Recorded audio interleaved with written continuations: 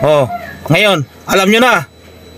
Okay, bili na. Nakailaw yung check engine, yung langis, tsaka yung battery. Alright, magandang umaga. Sa mga nagbabalak bumili ng Lancer, Mitsubishi Lancer 90s model, ito check nyo. Ayan o. Oh. Yan, kailangan buhay yung check engine, yung langis, tsaka yung battery. Ayan, mamatayan. Yan ang ibig sabihin yan. Good yung ECU nya. Kailangan pag umandar yan,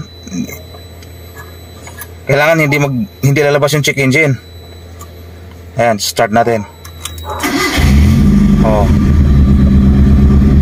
Yan, ganyan ang matinong makina ng Mitsubishi Lancer na 90s model. Pizza man yan o Lancer itlog, basta EFI.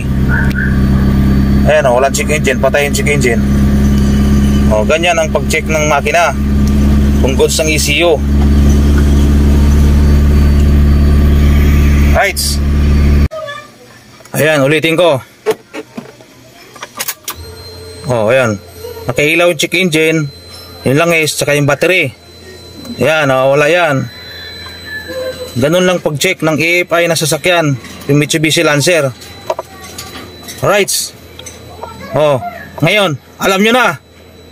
Okay, bili na.